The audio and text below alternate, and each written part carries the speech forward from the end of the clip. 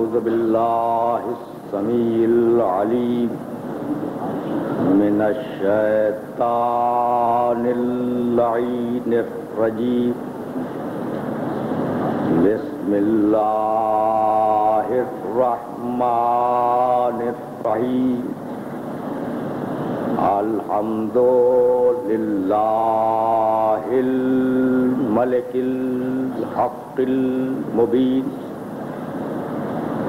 المتصاغر لعظمته جبابرة الطاغين المتخاضع لكبريائه عطاة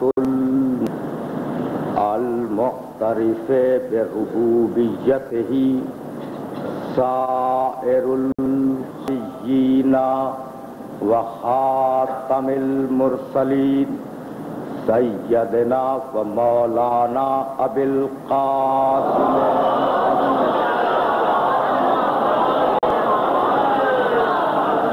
و اہل بیتہ الطیبین الطاہرین المعصومین المظلومین اما بعد فقد قال اللہ سبحانہ وتعالی فی محکم کتابہ المبین بسم اللہ الرحمن الرحیم واللہ جعل لکم مما خلق ظلالا وجعل لکم من الجبال اکنانا وجعل لکم سرابیلا تقیکم السرابیلا تقیکم بأسکم کذالک یتم لکم تسلمون فإن تولوا فإنما علیک البلاغ یعرفون نعمت اللہ ثم ینکرونہا وأکثرهم الکافرون صلوات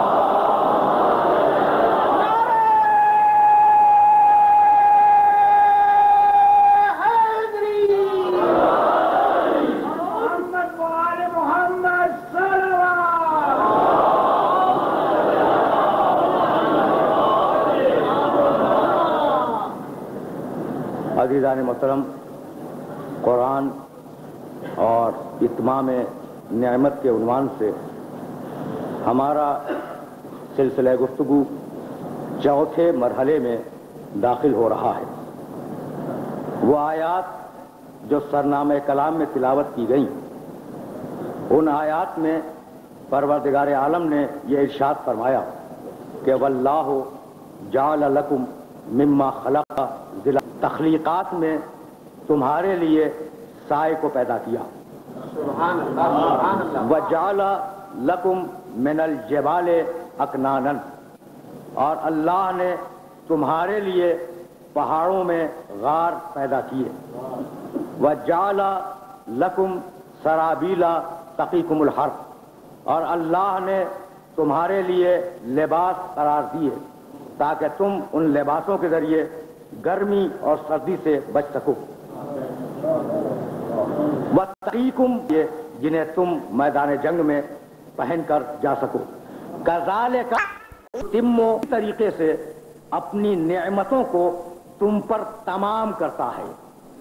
اتمام نعمت اسی لفظ سے نکلا ہے، كَذَلِكَ يُتِمُّ نِعْمَتَهُ عَلَيْكُمْ، اللہ نے تم پر اپنی نعمتوں کا اتمام کیا، کیوں؟ لعلکم تسلمون، تاکہ تم اس کے اسلام کو قبول کر لو۔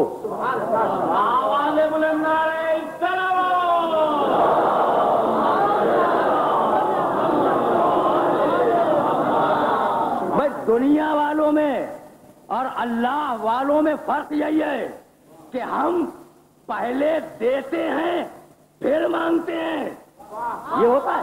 نہیں بھائی، توجہ ہے، ہم پہلے دیتے ہیں پھر مانگتے ہیں، نہیں، ایسا نہیں ہوتا۔ ہمارا دستور یہ کہ ہم پہلے مانگیں اور جو بچ جائے وہ دے دے، پھر دے، اور خدا وہ جو پہلے نعمتیں دے بعد میں اسلام مانگے.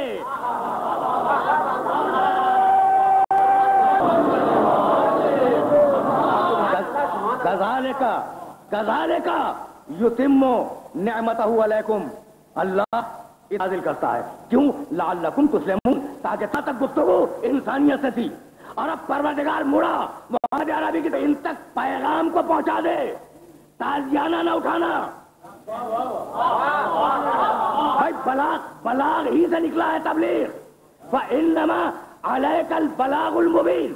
حبیب تیرا کام فقط اتنا ہے کہ تو پیغام پہنچا دے.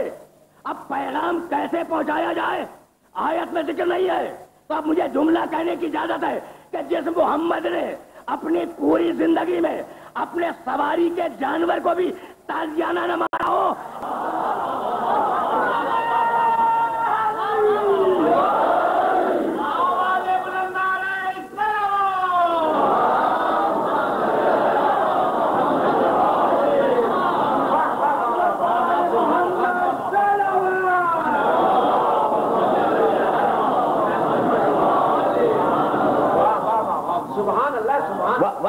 فَإِن تَوَلَّوْا، اگر یہ لوگ اسلام کو قبول نہ کریں، نعمت لے لیں اسلام کو قبول نہ کریں، فَإِنَّمَا عَلَيْكَ الْبَلَاغُ الْمُبِينُ، تو حبیب تیرا کام فقط اتنا ہے کہ تو کھلی ہوئی بات ان تک پہنچا دے، ان پر زبردستی نہ کر. اور اس کے بعد اب پھر کمنٹری کی، یعرفون نعمت اللہ ہے. یہ انسان، یہ نعمتوں کے لینے والے جانتے ہیں کہ نعمت کیا ہے اور جانتے ہیں کہ نعمت کہاں سے آ رہی ہے. یعرفون نعمت اللہ ثم ینکرونہا، اور پھر نعمت کا انکار کر رہے ہیں. اکثرہم الکافرون، ان کی اکثریت کفران نعمت کرنے والی ہے. تو جب اکثریت کفران نعمت کرنے والی ہے تو اب اکثریت پر گھمنڈ کیسا؟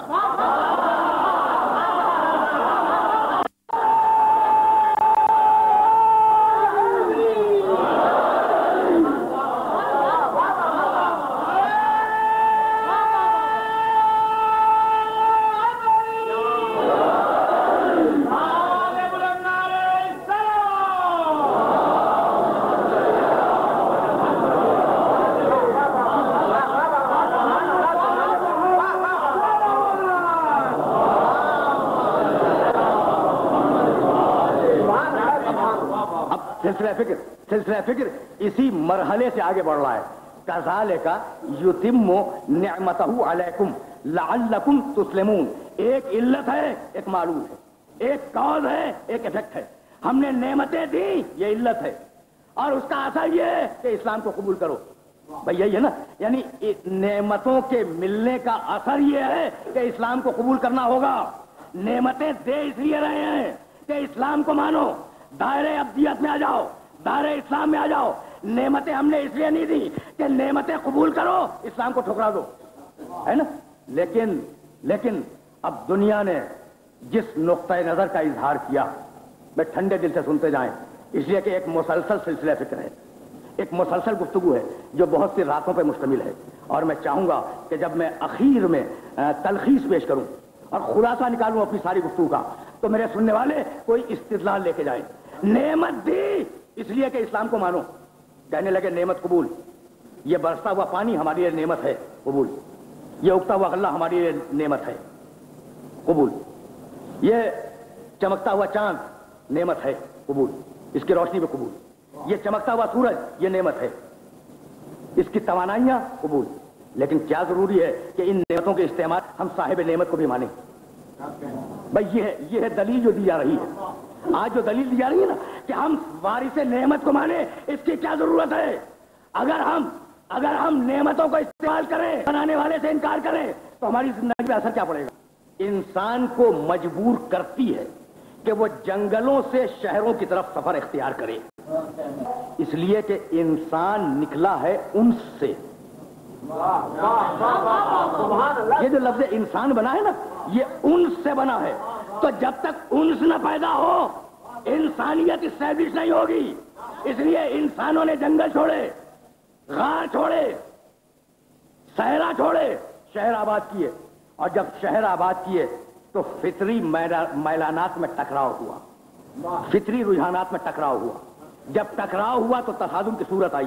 اور جب تصادم کی صورت آئی تو ایک نے اپنا مفاد دیکھا، دوسرے نے اپنا مفاد دیکھا، اور جہاں مفادات ٹکرائے وہاں جھگڑا آیا، اور جہاں جھگڑا آیا وہاں ایک ایسی طاقت کی ضرورت محسوس ہوئی جسے قانون کہا جائے۔ دیکھیے میں بہت تیزی کے ساتھ عمرانیات کے اصول کو میں بہت تیزی کے ساتھ لے کے آیا ہوں۔ میرے نوجوان دوست جو حد نظر تک بیٹھے ہوئے ہیں جملوں کی قدر کریں تاکہ مجھے آگے جانے میں آسانی ہو جائے۔ بھائی فطرت لائی، انس لایا جنگلوں سے شہروں تک، اور جب شہروں میں آ کر بستیاں آباد کر کے بیٹھ گئے تو اب میلانات ٹکرائے، اور جب میلانات ٹکرائے تو مفادات میں تصادم ہوا، اور جب مفادات میں تصادم ہوا تو الف کا مفاد کچھ اور تھا اور بے کا مفاد اس کے خلاف تھا، اور الف اور بے دست و گریباں ہو گئے، جھگڑ پڑے۔ جب پورے معاشرے میں ایک کا ہاتھ اور دوسرے کا گریبان، تو اب ضرورت ہوئی کہ قانون نافذ کیا جائے۔ یہاں سے قانون کی ضرورت سامنے آئی، اور اب قانون نے انسانوں کو پھر مہذب شہری بنایا۔ قانون نے انسانوں کو پھر مہذب شہری بنایا۔ اب مہذب شہری بن گئے، لیکن اب میں پوچھنا چاہتا ہوں کہ انسان قانون سے خوف کھاتا ہے، کوئی شک و شبہ نہیں، لیکن وہاں جہاں قانون کی آنکھ دیکھ سکے۔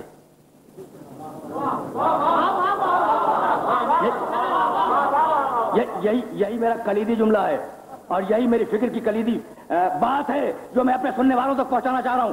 انسان قانون سے ڈرتا ہے، لیکن وہاں جہاں قانون کمروں میں اگر قانون داخل نہ ہو سکے تو قانون کا کوئی خوف نہیں ہوگا۔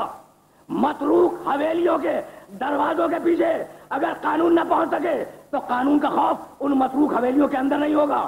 تو اصول یہ بنا کہ قانون فقط وہاں تک کام آئے گا جہاں تک قانون دیکھ سکے۔ اب ضروری نہیں ہے کہ قانون ہر انسان کو دیکھ سکے اور میلانات ہر انسان میں، اس لیے ایسا دیکھنے والا مانو جو ہر ایک کو ہر وقت میں دیکھے۔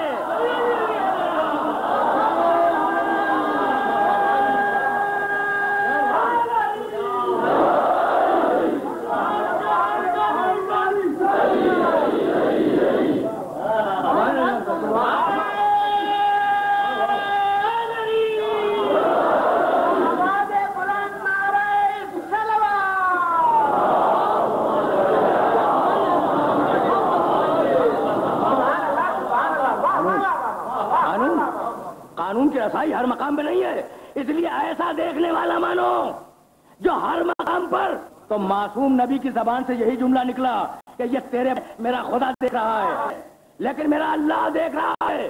اللہ کی جو کرتے ہو نا اس سے وہ بخوبی واقف ہیں، اسے وہ بخوبی جانتے ہیں، تو وہ بھی دیکھ رہا ہے، فرشتے بھی دیکھ رہے ہیں، ہے نا؟ اور فرشتوں کی گفتگو پروردگار نے قرآن مجید میں اس لیے کی کہ اگر انسان کو لکھنے پہ معمور کر دیتا تو انسان کو کبھی اونگ بھی آتی ہے، کبھی انسان سو بھی جاتا ہے، کبھی انسان مریض بھی ہو جاتا ہے، کبھی انسان کو ضرورتیں بھی پیش آ جاتی ہیں، لیکن فرشتے تو 24 گھنٹے لکھیں گے نا۔ تو اگر یہ احساس رہا کہ میں جو سوچ رہا ہوں، جو کہہ رہا ہوں، تو انسان کے کردار پہ چیک بیٹھ جائے گا یا نہیں؟ بہت توجہ رکھیں، صاحبان فکر کا مجمع ہے، جہاں تک لایا ہوں اپنے سننے والوں کو تو اس کا کوئی نہ کوئی سبب ہے۔ تو اب فرشتے اس لیے رکھے گئے کہ فرشتوں کو نیند نہیں آتی، فرشتے اونگتے نہیں ہیں، جس کام پر معین کیے گئے اسی کام کو انجام دیتے ہیں۔ بھائی غالب نے کہا، اور میرا کون سا ایسا سننے والا ہے جو غالب کے شعر سے پکڑے جاتے ہیں؟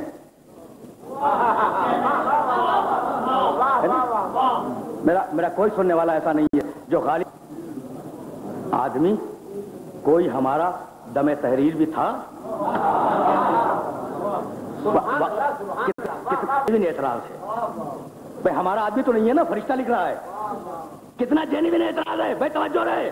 یعنی غالب کوئی چھوٹا شاعر نہیں ہے، بین الاقوامی ساکھ کا شاعر ہے، اور وہ اعتراض کر رہا ہے کہ پکڑے جاتے ہیں فرشتوں کے لکھے پر ناحق۔ ہم نے کیا، فرشتوں نے دیکھا، لکھ لیا۔ آدمی کوئی ہمارا پہ زور ہے، آدمی کوئی ہمارا دم تحریر بھی تھا۔ بھائی جب تک ہمارا آدمی بات نہیں مانیں گے، طے ہو گئی نا بات؟ بھائی توجہات مبذول ہے تو کوئی اور بھی ہو فرشتوں کے علاوہ جو گواہی دے ہمارے اعمال کی۔ اب سورہ توبہ نے بڑھ کے آواز دی، قل اعملوا، انسانوں عمل کرو، فَسَيَرَى اللَّهُ عَمَلَكُمْ وَرَسُولُهُ والمومنون، اللہ بھی دیکھ رہا ہے، رسول بھی دیکھ رہا ہے، کچھ مومنین بھی دیکھ رہے ہیں۔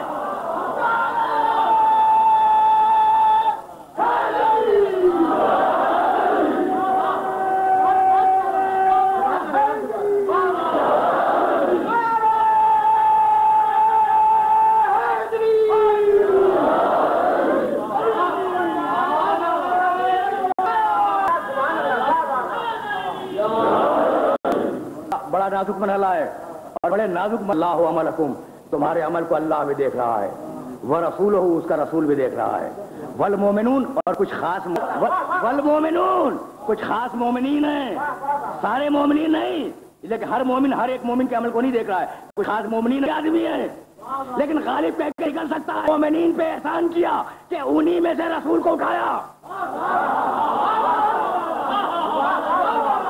اللہ پر احسان کیا کہ انہی میں سے رسول کو پیدا کیا، تو رسول تمہارا آدمی ہے یا نہیں؟ اور اب دوسرا آدمی اطیعوا اللہ واطیعوا الرسول واولی الامر منکم، صاحب امر بھی تمہارا آدمی ہے، میرا نہیں ہے۔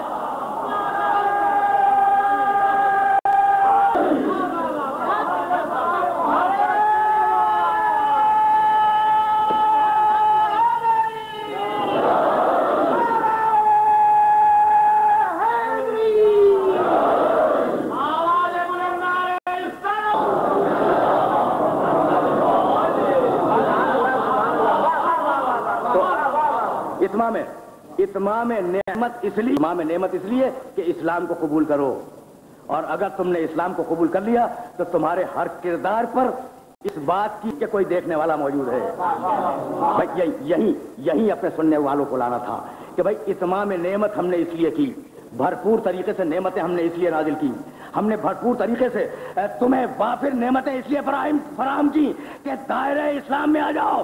بھائی توجہات مبذول ہے، وَكَذَلِكَ یتم نعمتہ علیکم لعلکم تسلمون، نعمتیں اس لیے دی کہ دائرہ اسلام میں آ جاؤ۔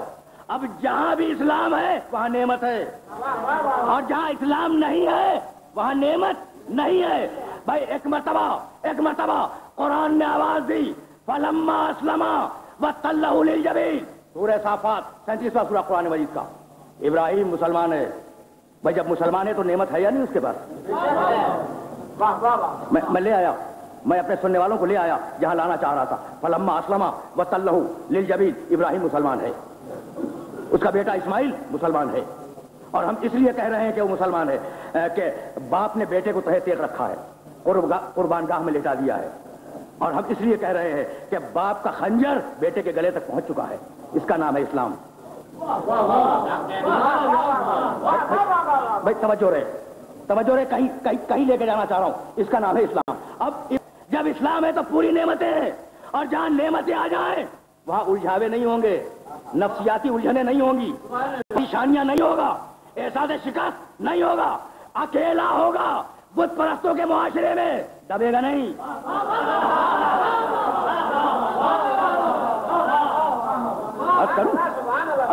اب دیکھیے داستان ابراہیم سے گفتگو آ گئی، پرستوں کے معاشرے ہے، عید کے دن باہر گئے سارے بت پرست، اس نے چھوٹے چھوٹے بتوں کو توڑا۔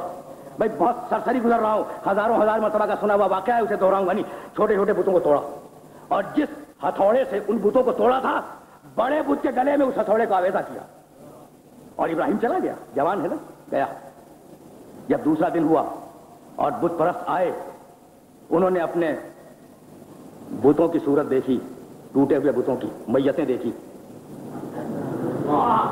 میتوں کا لفظ میں نے جان بوجھ کے استعمال کیا، تو ایک دوسرے سے کہنے لگے کہ بھائی ان بتوں کو کس نے توڑا؟ بھائی پہلے میتیں دفناؤ، بعد بحث کرنا۔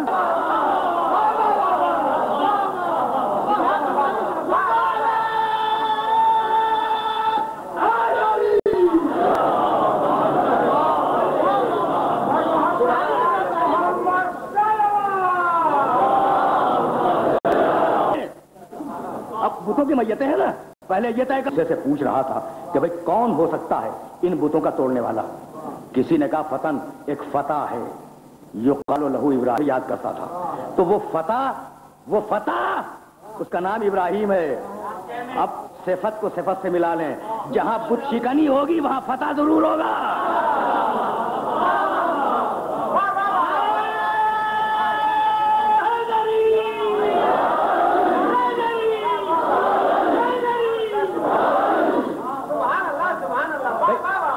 اب دیکھیے بات داستان ابراہیم تک آ گئی ہے اور لے کے جانا ہے کہیں اور, لیکن مجبوری ہے, سرسری گزروں گا. کہا اچھا ابراہیم نے توڑے؟ کہا کہ ہاں. کہا ابراہیم کا حلیہ بتلاؤ, ابراہیم کی شکل بتلاؤ. بڑے جلال میں ہے نا مشرک, حلیہ پوچھا, شکل پوچھی. کہا محلہ بتلاؤ, کہا فلاں محلے میں. پوچھتے ہوئے چلے کہ بھائی ابراہیم کو جانتے ہو, ابراہیم کو جانتے ہو؟ پوچھتے جا رہے ہیں. اتفاق وقت یہ ہے کہ ابراہیم اپنے گھر کا دروازہ کھولے ہوئے کھڑے تھے. پہنچے, کہا ابراہیم کو جانتے ہو؟ کہا کہ ہاں میں جانتا ہوں. کہا دیکھو میرا دستور یہ ہے کہ جو میرے گھر کے دروازے پہ آ جائے پہلے میں اسے کھانا کھلاتا ہوں.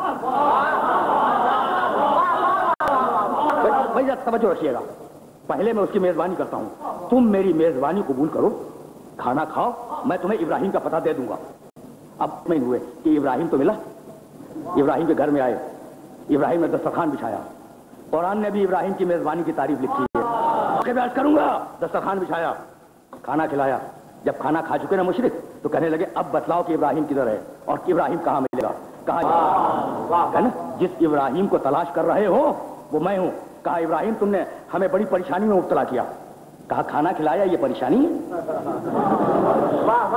کہا کھانا کھلایا یہ پریشانی ہے؟ کہا نہیں, ہم تمہیں قتل کرنا چاہتے تھے, سزا دینا چاہتے تھے, لیکن تم نے کھلا دیا. اب ہم سوچ رہے ہیں کہ تمہارے خلاف اقدام کیسے کریں. مشرک تھے لیکن یہ جانتے تھے کہ جس کا کھا لو اس کے خلاف اقدام نہ کرو.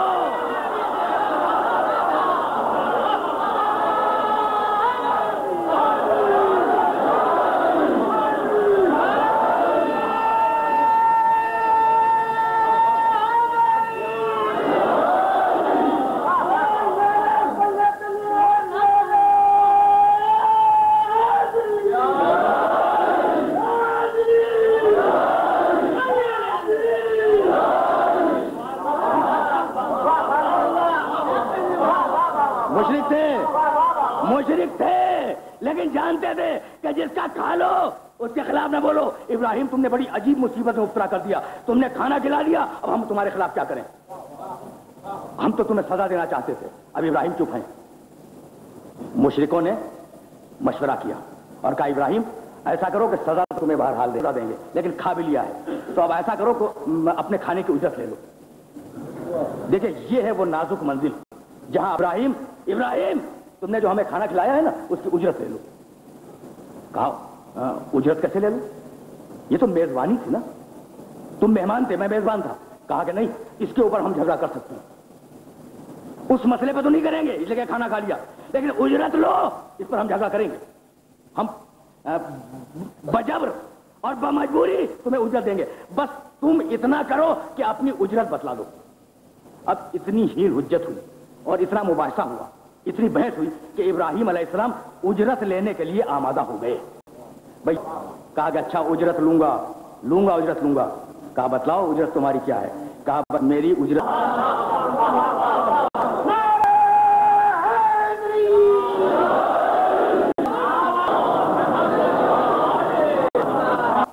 میرے خدا کو سجدہ کر دو.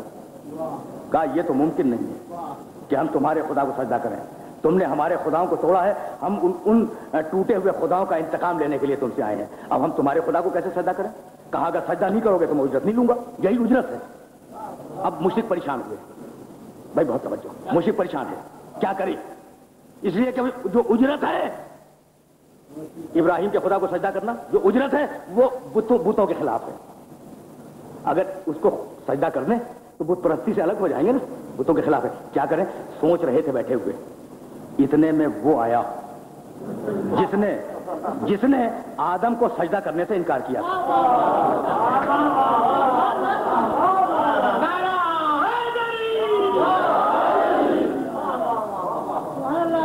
اور آپ یقین فرمائیے گا کہ ایسے مواقع پر دستگیری کے لیے کوئی اور آتا بھی نہیں ہے.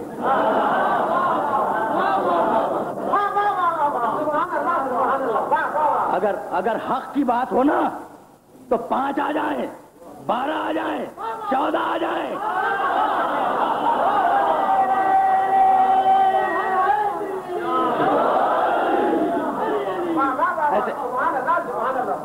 ایسے موقع پر دستگیری کے لیے کون آئے؟ وہ آیا جو آدم کو سجدہ کرنے سے انکار کر چکا تھا، آیا پیر مرد کی صورت میں، بوڑھے کی صورت میں آ کے بیٹھا. کہا پریشانی کیا ہے؟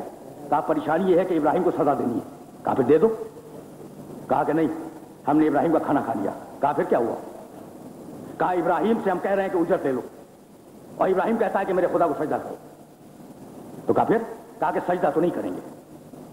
یعنی مشرک ہیں لیکن اعتقاد پہ جمے ہوئے ہیں. ابراہیم کے خدا کو سجدہ تو نہیں کریں گے. کہا یہ بھی کوئی مسئلہ ہے؟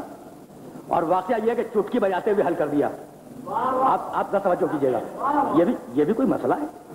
ابراہیم کہہ رہا ہے کہ اس کے خدا کو سجدہ کر دو، یہی تو ہے نا. تو بھائی ایسا کرو کہ تمہارے دل رہیں تمہارے بتوں کی طرف، اور پیشانی جھکا دو ابراہیم کے خدا کے لیے.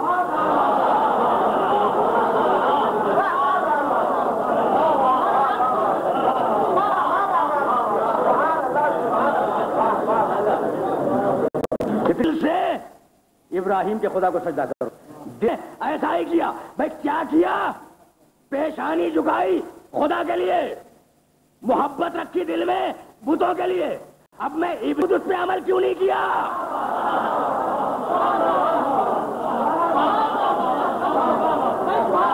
بھائی یہی تو وہ منزل ہے. مشورہ دے رہا ہے مشرکوں کو کہ دل کہیں اور رکھو، پیشانی کہیں اور جھکاؤ. تو بھائی یہی کر دیتا آدم کے لیے. دل میں نفرت رکھتا، پیشانی جھکا دیتا آدم کے لیے. نہیں کیا نا، تو بتلا دیا کہ میں انکار کر کے ابلیس تو بن سکتا ہوں لیکن جھوٹا سجدہ کر کے منافق نہیں بن سکتا.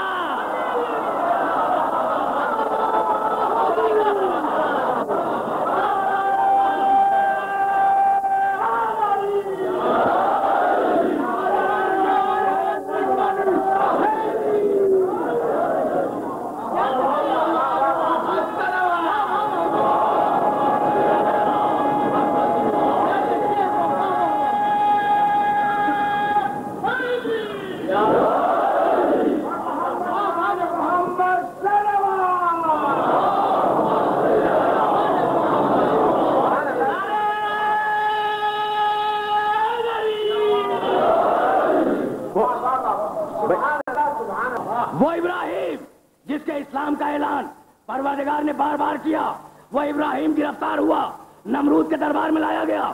نمرود نے فیصلہ کیا کہ اسے آگ میں ڈال دو. بھائی بہت نازک منزل ہے، اب داستان بیان کرنی مقصود نہیں ہے، میں تو تیزی کے ساتھ کسی مرحلے تک پہنچنا چاہ رہا ہوں. آگ جلی، ابراہیم منجنیق میں ہے. منجنیق اس زمانے کا ایک اوزار، اور چکر دیا جا رہا ہے.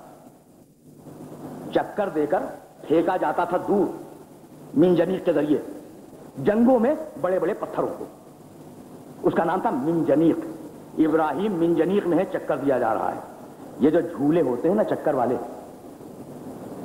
ان جھولوں پر ایک مرتبہ سوار ہو کے دیکھ لیں کہ دماغ کی کیفیت کیا رہتی ہے.